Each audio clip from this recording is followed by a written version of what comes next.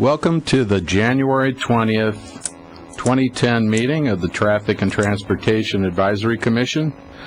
Please rise and follow me in the Pledge of Allegiance. Ready? Begin. I pledge allegiance to the flag of the United States of America and to the republic for which it stands, one nation, under God, indivisible, with liberty and justice for all.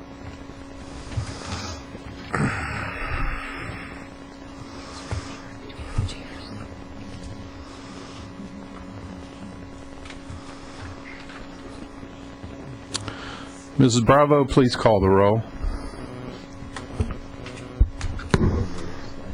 Chair Price is absent tonight. Vice Chair Gregory? Present. Chair Lemo? Present. Commissioner McKay? Present. Commissioner McMahon? Present. Thank you. I'd just like to note that Chairman Price is out protecting the public in some of the storm-ridden areas, and he would be here if he wasn't on official business. Thank you. All right, getting started here.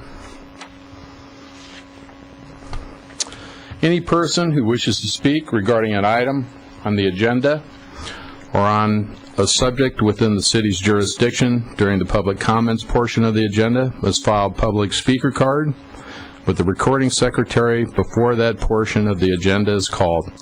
Any person who wishes to speak on a specific agenda item must file a public speaker card before the specific item is called. Persons addressing the Traffic Commission are requested to state their name and city of residence for the record. Under state law, issues presented or introduced under public comments can have no action and will be referred to the Traffic Engineering Division Manager for administrative action or scheduled on a subsequent agenda. It would be appreciated if you'd turn off all cell phones and pagers during the meeting. As a reminder, there is not to be any dialogue between the audience and commissioners at any time. TOTV can only record your comments when speaking into the microphone. A wireless microphone is available for your convenience should you need to step away from the podium while speaking.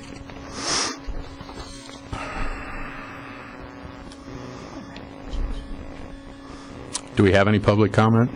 cards or any statement cards? I There noticed are none. there are none. Okay. Summary notes. First on our agenda. Well, no. Let me back up. Sorry. Guess I should look at my agenda here. Yes, first on is nomination selection of the chair term, which expires January 2011. Do I hear any nominations? I'd like to nominate Vice Chair Gregory as chair.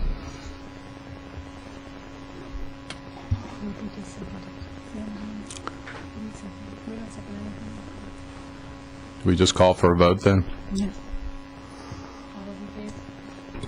All those in favor, raise your hand. Well, thank you. Motion carries. Thank you. Thank you very much. As the second item here, we'd like the nomination selection of vice chair term, which expires also in January 2011. Any nominations? I nominate Sharon McMahon for vice chair.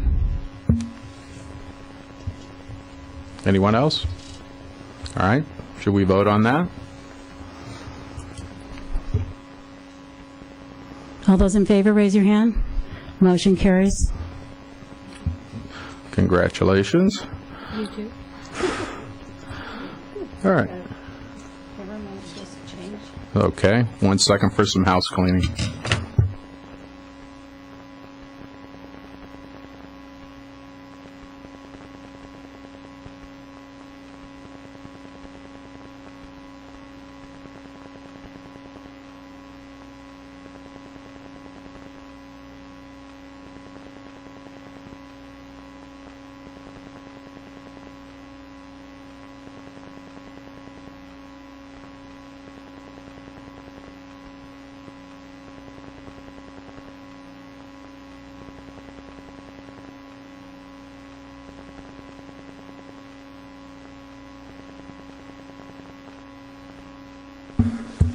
All right, I think we're ready to get started again. And let's move to item 7, summary notes, which are attached. Any comments from the commissioners?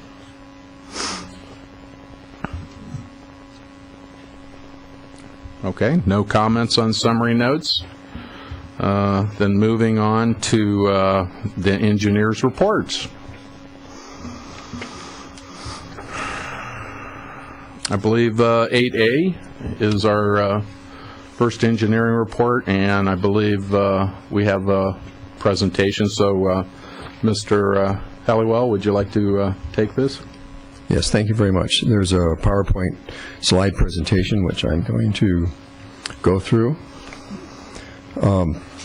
This is a report on the results of the pedestrian safety assessment research project that we reviewed last October, and out of that report came a number of projects that we're recommending. So that report, we looked at that last October, and that was completed in January 2009. And in May 2009, the City Council took a step forward and initiated the general plan, of the specific plan amendment on Thousand Oaks Boulevard. And part of that was to look at pedestrian walkability, pedestrian safety, pedestrian facilities. And so with that, and this commission looking at the pedestrian assessment study, which looked at not only Thousand Oaks Boulevard but most of the city, we came up with a list of 33 projects, and out of the 33 projects, we have a number of projects that were on the higher priorities. And the one in particular is the Thousand Oaks Boulevard at Live Oak and Thousand Oaks Boulevard at Oakview Drive.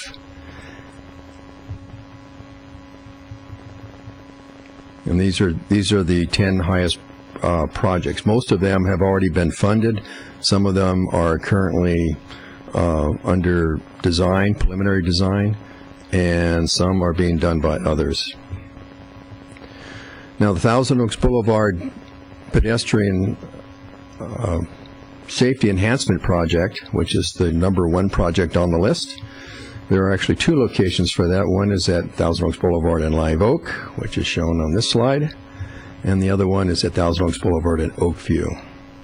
Both of these locations fully comply with minimum standards for a pedestrian crosswalk. There's painted crosswalk markings on the street. There's advanced pedestrian ahead signs on the street in advance of the crosswalk, and there's another set of signs that are actually at the crosswalk. There are no electronic features at this location, at either location. So through the evaluation of this Thousand Oaks Boulevard Pedestrian Enhancement Project, we came up with 5 different options. And in your report, there's quite a bit of detail into each of those options, but I'll just go briefly through them on this slide. Option number 1 was, of course, the no project option, and that is always an option we can elect to adopt. Staff is not recommending that particular option at this time. There's also option number 2, and we've talked about this at the Traffic Commission in the past, and that's improving a crosswalk location by removing the crosswalk lines. And we've shown here that there are fewer collisions with pedestrians and vehicles and pedestrian injuries at locations where the crosswalk markings have been removed.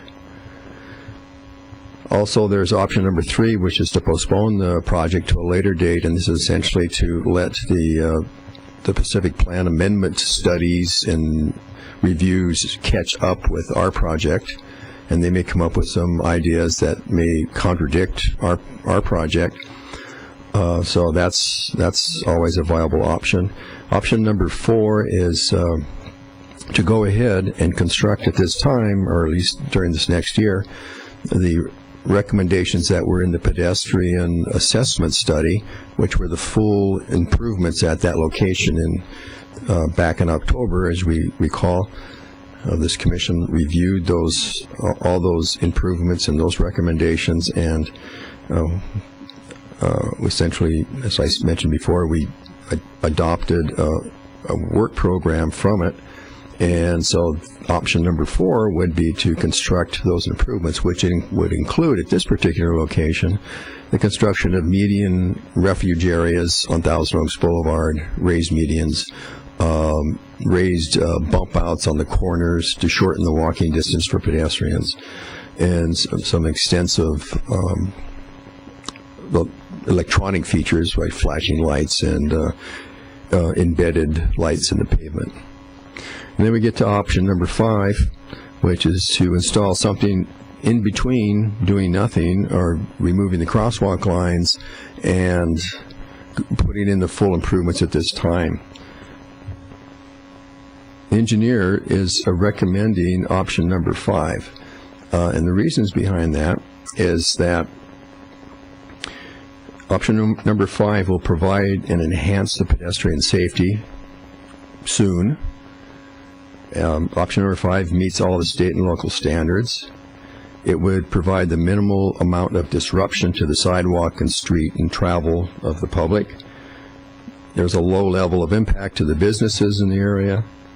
It uses wireless and solar technology, and accordingly that is fairly low cost because of the minimal amount of excavations involved. It also allows for more flexibility to meet future pedestrian needs.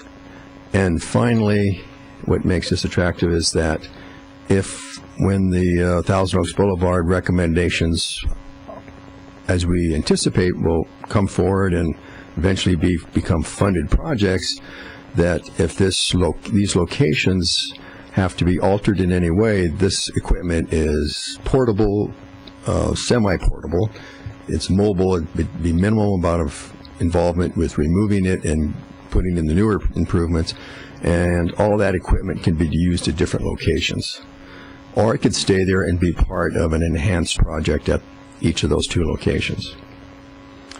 So this particular project involves purchases of solar-powered wireless flashing beacons, Here's an example of one. This one particular one is as at Wildwood Elementary School.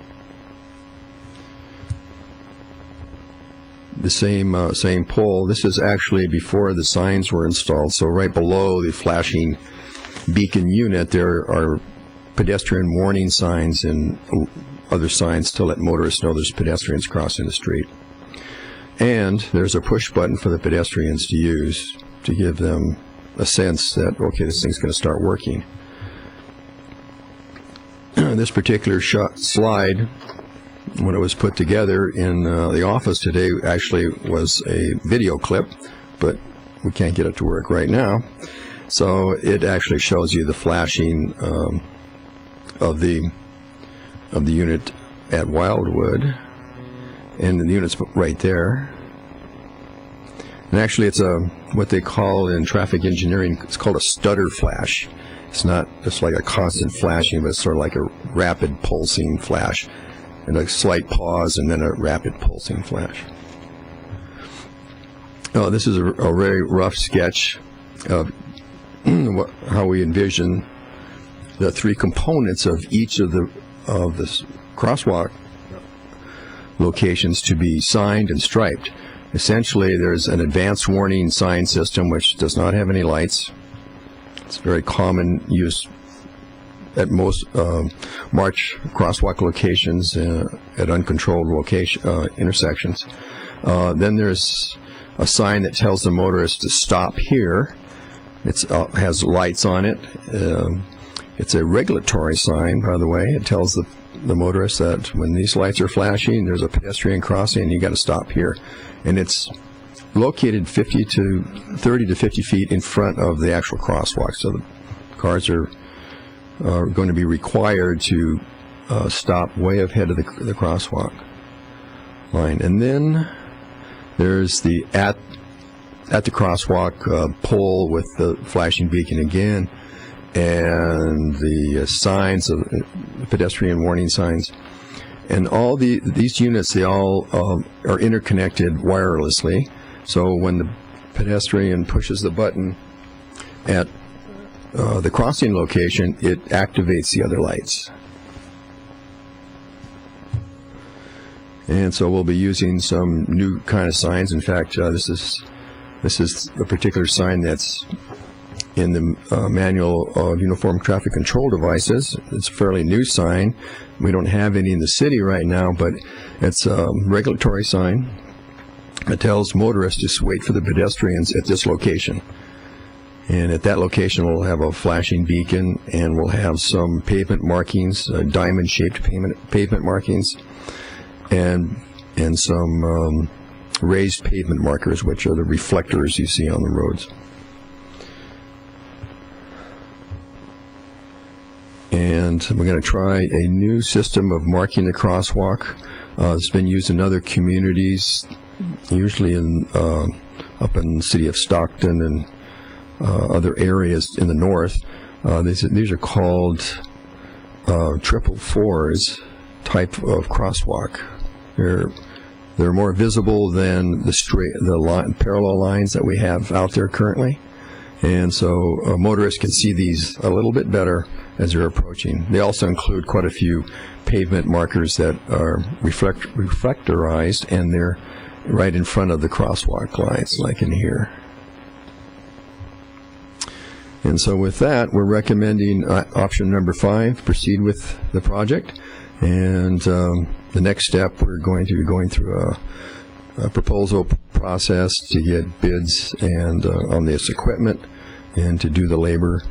We'll be hiring people to do that, and then we're going on to the city council with that. I want also to mention that I'll be notifying the businesses in the area about the project, so if any questions or problems come up with them in that regard, we'll be able to incorporate those into the contract documents. So if you have any questions, we're glad to answer them. Yeah, that's wonderful. I think let's start to my right, Commissioner McMahon.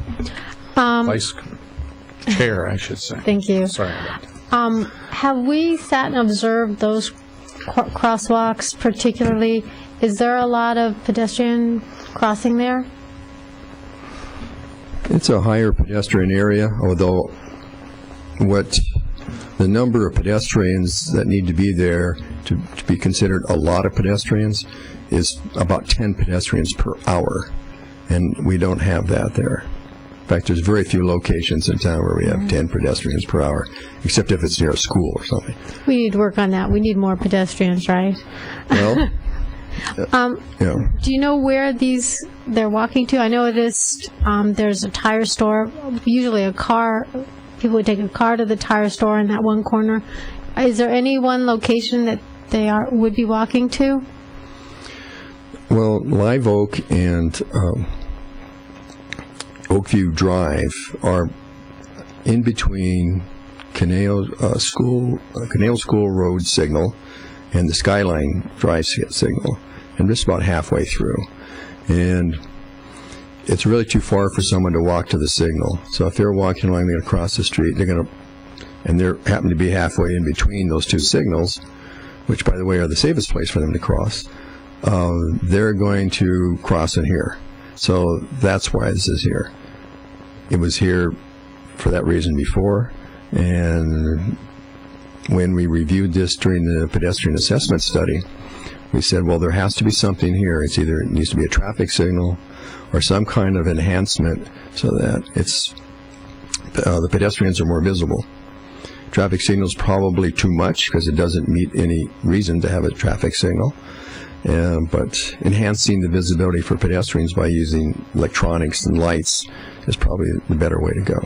And I've noticed that there's people walking across between these two places because there's some other shopping centers in this particular area do not have enough on-site parking. So the employees park off-site, and where they usually park is in the park on the south side of the road behind Tire Man. And so then they park there, and then they walk across the street to go to work. One last question. 24-hour fitness also. Okay. One last question. Would you describe for me what a Boulevard is? I can't visualize it. Okay, I don't have any exhibits to show on the PowerPoint here, but essentially what it is that at a corner where you have a curb return sweeps smoothly, a typical curb return sweeps smoothly around between the two streets. But the bulb out kind of pushes out in one direction and kind of like extending the sidewalk further into the street in on one particular street. So it makes the walking distance shorter for the pedestrian. He's not in the street quite as long. And it may be 8 feet or maybe 10 feet extended from like the face of the curb. So that's essentially what it is, and it's on both sides. So it really narrows the street also. You're right. It's an obstacle basically in the street, and it would need to be signed and have some object markers placed there so people don't run into it. But it might slow down traffic a little. Might. But the purpose behind it, though, is to, with the knowledge that the less time someone spends walking across the street, the better chance they've got of not being hit. Thank you. I'm done. Commissioner Lemo? Thank you, Chair Gregory. First question. For fiscal year 2009-2010 and fiscal year 2010-2011, there's roughly $200,000 appropriated. And it sounds like option 5 would take $50,000 of that $200,000. Is that accurate? Am I understanding that right? And then, if I am, with the other $150,000, because it's coming from gas tax funds, would that still stay there for use when you need it, whether it be with the approval of the specific plan or for any other reason that we want to go ahead with a more aggressive pedestrian plan? Those amounts for each of those fiscal years has not been set aside for doing the recommendations of the Pacific Plan. No, I But understand. it could be used for that. It could be, but does that 200,000, is it set out there, and you're using 50,000 of it right now? Is that a good way to look at this? It's the amount there is created in the budget to handle projects like this when they come up, and also to match the city's share in the grants that we got on the Safe Routes to Schools. You know, some of them have a match, some don't, and so that's the purpose of that, and also in anticipation of the improvements from the list of 33, of having a funding source to get some of those things done. And the option 5 seems to be, if I'm understanding it right, the most financially efficient in that if we were to jump ahead, and it's really taking a large leap, but if we were to jump ahead and say that the specific plan does begin to take shape, most of what we've done can either be amended in the specific plan or used in some other way, so that all we're really talking about is labor, because the materials are contemporary enough that we'll be able to use them. Is that an accurate view? Yes. To carry that a little bit further, if probably a more complete installation here would be like I spoke before, that's outlined in the assessment study that we did, the bowl belts, the refuge area, but there would also be an overhead sign and flashing beacon system installed, and that's not what we're looking at here. It would be a larger pole with a mast arm on it that would extend out over the traffic lanes. And that's the most visible thing for motorists. So that would probably be something that would happen with a more permanent kind of an installation. One more question and then a comment. It seemed about maybe 10 or 12 years ago, a report came back to what used to be the old Mayor's Business Roundtable, stating that eliminating crosswalks actually lowered the chance of pedestrians being hit, because there's this psychological feeling of a safety net that when a person steps into a crosswalk, they don't necessarily have to pay attention to most of what's going on around them because they're safe in a crosswalk. Do you believe that feeling still exists, or is this level of technology in a crosswalk just actually make it safer? Yes, it does, because not everybody that walks is that casual about it, but there's a good percentage of people that when they see those lines and they take their step across there, that they feel that this is my right, that and of course they do have the right of way, but that doesn't necessarily mean that someone's going to see them and stop. So they feel really safe, but they're really not safe because of that reason. So by making their presence in the crosswalk more visible, they're safer. And just the one comment that I wanted to make, somewhat in regards to the specific plan, is I think Commissioner McMahon said it. We need to encourage more pedestrian activity, and what we've learned from the council goals is it's kind of a chicken or egg. Do we make pedestrians feel safe, but if there's no place to go, will they come down there? Or if the vision that they saw in the specific plan starts to happen, will that bring pedestrians down there? And I just think it's better to make it as safe as you can for them first, so we're not playing catch up. So I think option 5 is a good option. Thank you. I believe Commissioner McKay has a question. My question is for Sergeant Harwood. In enforcement, in a situation like this, the car has to stop, quite a bit back. So if they are not back behind those where they say they're supposed to stop, are they ticketed then for not yielding the right of way, as long as they're stopped in front of the crosswalk, or is that the magic line where those diamonds are? I've never seen what Mr. Hallowell was describing 50 feet prior to the crosswalk, so I'd have to look at it. But as long as they stop short of the crosswalk and yielded to the pedestrian,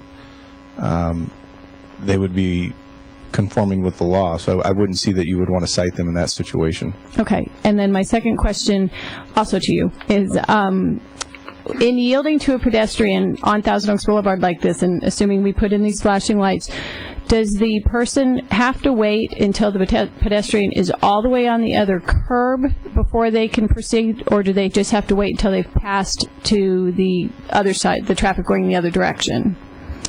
What is yielding, legally yielding to a pedestrian? Well, you can't move when they're still within distance where they would be considered a hazard to the vehicle. Typically, once they're on the opposite side of the road, or give you a good example, if they're on the opposite curb and they're just starting to step off, you don't need to yield to them. But if they're on your side of the roadway, you need to yield and give them plenty of room to get away from the vehicle. Okay. Does that make sense? Yeah, no, that's perfect sense. I just think when we're going to do something different like this, where there's not an associated red light, green light, that we need to be clear, and the people driving on Thousand Oaks Boulevard need to be clear on what they actually need to do with these lights and what yielding is. And I don't know how we can disseminate that information, but I figure if someone asks me, I'd at least like to know. So, thank you. Actually, I have something to say too. Actually, I was on the walkabout when we first surveyed this area, so I have a little easier time, I think, visualizing what staff is trying to accomplish in this area. And when you are down there observing 24-hour fitness and the shops and people parking, it's a pretty broad street, and I'm sure there's a lot of jaywalkers that think they can make it. So I think this would really enhance the safety in this area a lot.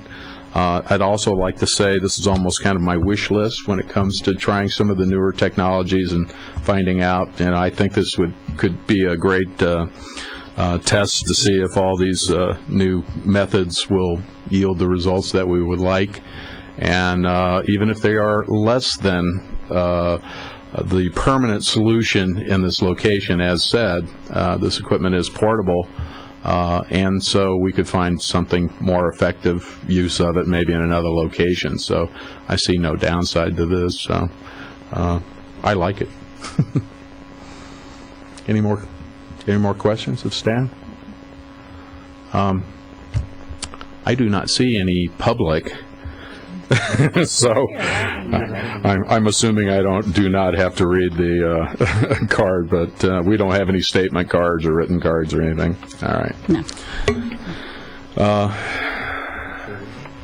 In light of that, do I see anyone wanting to make a motion on this?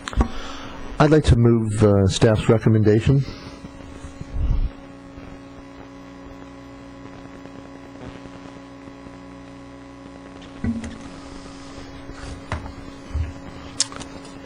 We call for a vote then? Would a hand vote be okay? All those in favor of staff's recommendation, raise your hand. Motion carries 4-0. All right.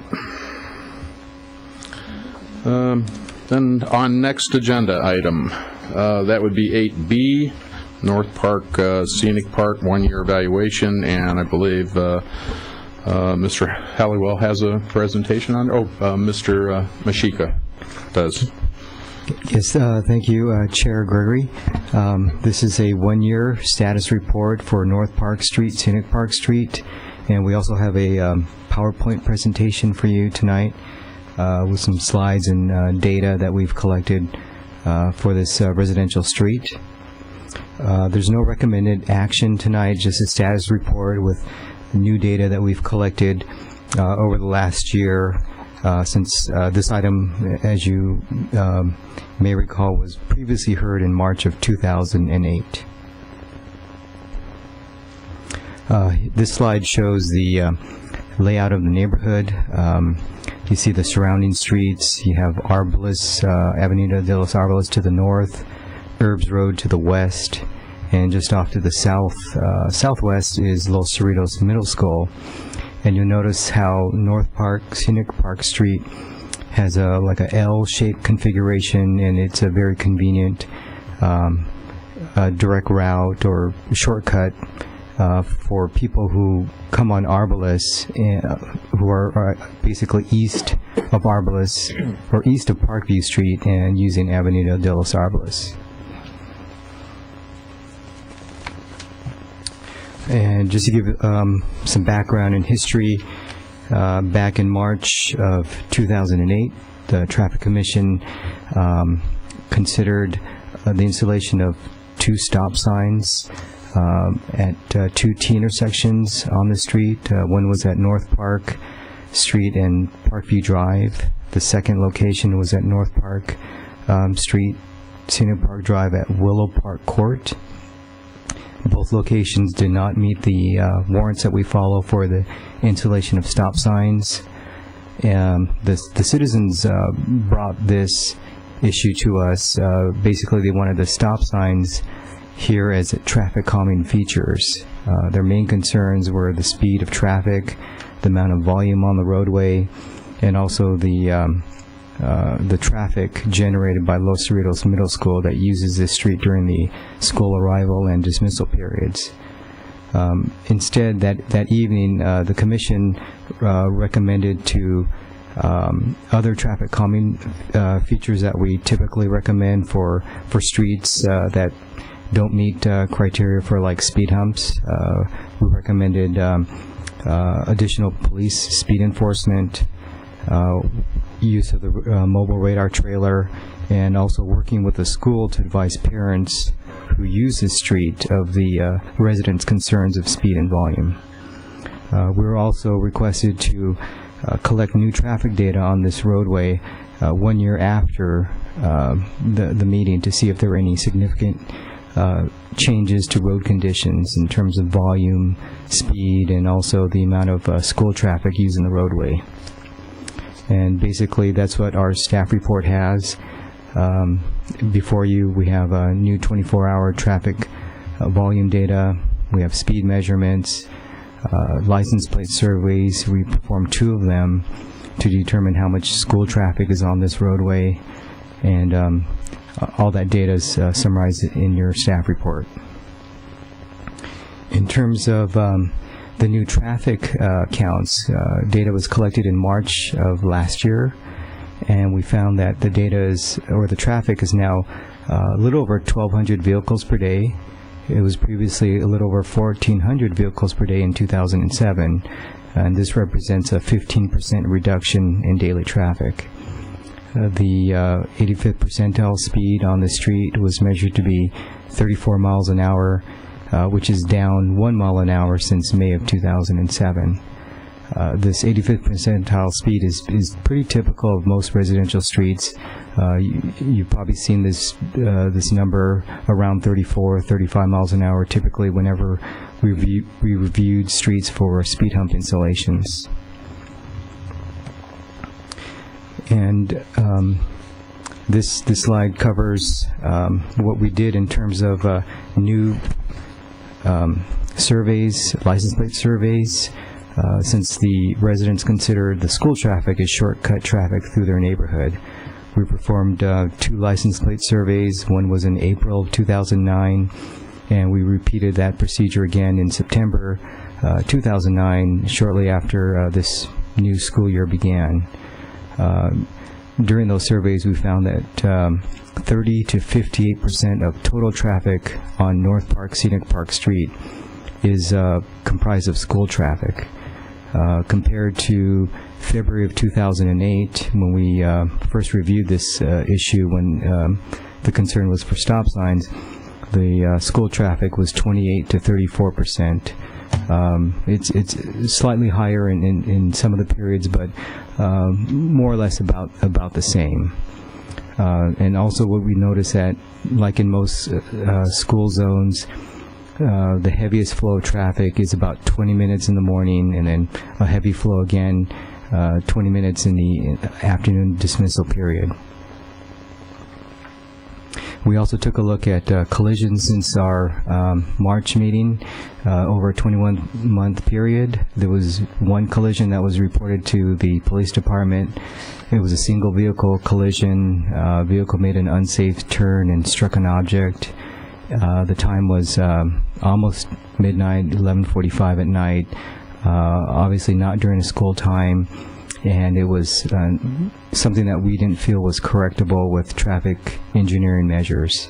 is basically something that's reflection of poor driver behavior or poor judgment. So in summary, the traffic concerns on North Park, Scenic Park Street are not unique considering its proximity to Los Cerritos Middle School.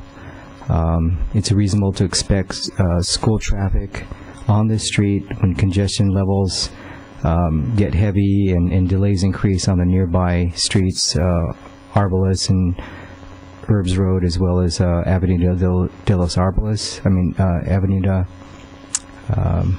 de las Flores. We also notice that based on the traffic counts, there's no evidence of unusual traffic peaks on this street other than the morning commute time, PM commute time, as well as the school arrival dismissal periods.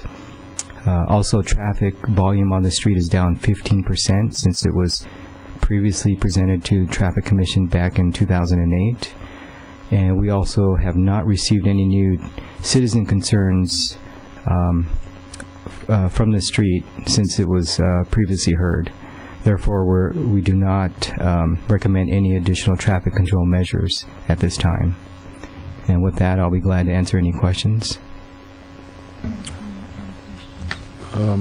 Any comments, staff? Then let's go this way. Commissioner McKay. Just a question. Oh, just a question? Okay. Oh, you have a comment. Actually, it may be a question for you, Commissioner McKay. Is the school population down this year? That was going to be my comment. It's down probably about 250. The largest classes are moving through the middle schools. Probably the 8th grade class, that left was a couple of hundred students more than the 6th grade class that came in. That's going to happen again. A large 8th grade class will leave. And so I don't think the population is going to go down quite as drastically as it did in the last year, but it will go down just with how that declining enrollment that we've been dealing with at the school district. It's now at the middle schools, and that big bubble of kids is now moving its way out of the middle schools and into the high schools. So that middle school has probably gone from 1,200 students down to about 1,000. So it's down 200 kids. We have 200 less trips going through the street, and a larger percentage of them are school cars. So I'm not sure the neighborhood is winning at this point. Thank you. Any other questions, comments on this? All right. All right. Go ahead. Just one question. Were they notified in the neighborhood that we were going to talk about this tonight? No, we didn't do a formal notification process. The other meeting was notified since the proposal was installation of multi-way stop sign control. Okay, I was just curious since we have such a large crowd.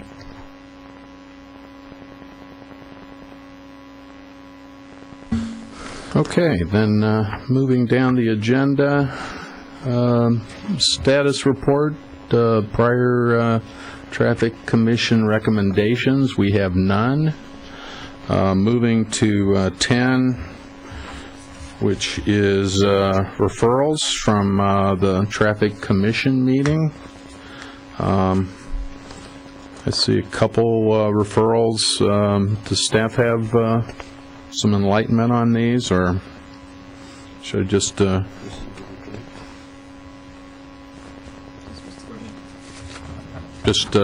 you have any elaboration on these referrals? Alternate access possibility for Lynn Lotus residents, or? No, we're I guess basically open to any questions if you have any questions on what we've. Any questions on this from Commissioner? It was my question. I think you guys answered it really well in here, and as long as when it comes up again at council, if it does, look at it then. I just moved. Do we receive a report? And the report is received. Then moving to 11, work program commission schedule. I see a notation in here that we should consider canceling February and March meetings due to the lack of anything to consider, and basically pick up again in the second quarter, April 21st, 2010. Any comments by the commissioners on this? If there are none, I think we just need I'd make that motion. I think that's a good suggestion. Well, then the motion is made. Let's call for a vote. All those in favor, raise your hand, please. Motion carries 4-0. All right. Then 12, Traffic Commission comments, discussions. Anyone have anything? I actually do have something. I guess I probably should have made it before.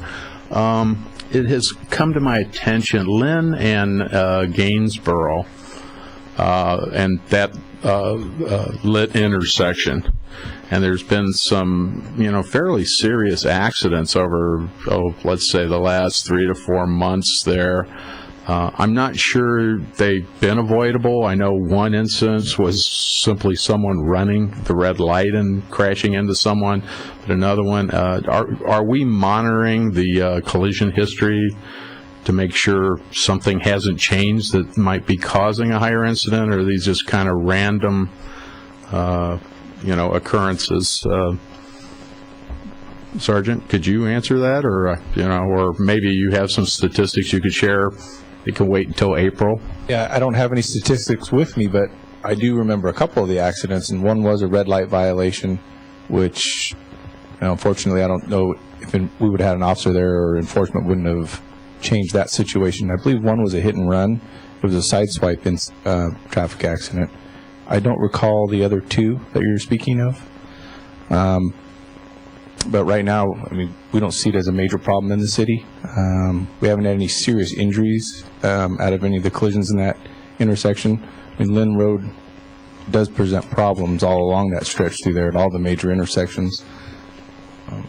But we don't have any study going currently for that intersection. Okay. I'm just wondering, we can't correct bad behavior when somebody runs through a red light. It's pretty hard to put something up to obstruct that. Commissioner McKay does have something. Well, since we're talking about that intersection, it's still, I know you guys did some correction, but it still floods on the left lane heading north on Lynn Road at Gainsborough and Lynn. Everything floods the way it's been raining the last couple of days, but that area floods even in just regular rain. It gets the left-hand lane gets a pretty good 3 inches or 2 inches of water. And then the other thing is, if you're on Gainsborough and you're turning right to head north on Lynn Road, the visibility is horrible for as fast as people travel. So I hate that intersection that you can turn right there. It just seems like, I'm sure you guys have measured it and it's okay, but every time I do it, it scares me. So I try not to go that way. But if you're studying it, that flooding is still, I don't know what you can do about it, but it's still really dangerous. And people they hydroplane through it, they try to get around it, they do all kinds of goofy things. Since I drive it every day, I get to see what people do, and they don't deal with it very well. Commissioner Lemo? Yes, I've got a request. Before the meeting, these green cards and yellow papers were passed out. I was wondering if it would be possible, if it was within budget, that these could be sent to all HOAs in the city of Thousand Oaks, and all, or two of them sent to every HOA with a request that one of them be forwarded to their management companies, so that the people that usually receive a complaint or have a complaint have a way to call directly rather than going through the switchboard at the city or calling up traffic commissioners or city council members or what have you. I don't know how many we actually have, but it would seem to me that it would be reasonably inexpensive to mail these to all HOAs and maybe to some of the management companies that are based in the city of Thousand Oaks, if that's a possibility.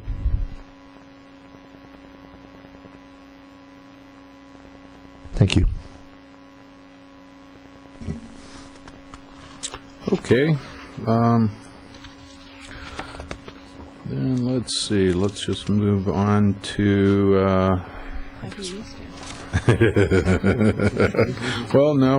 We have 13 here, do we not? Bicycle Advisory Team Status Report. All looks well. Are there any comments regarding it? pretty much seems like, That parking that we stopped, I talked about that last time. okay. Commissioner Lemma? One part of the report, which I think is important to put out, because it was announced after our last meeting, is that the Amgen Tour of California bicycle race is going to finish here in the Canal Valley on, well, here it says May the 23rd of 2009. I'm assuming that's May the 23rd of 2010. Yeah, they're celebrating my birthday.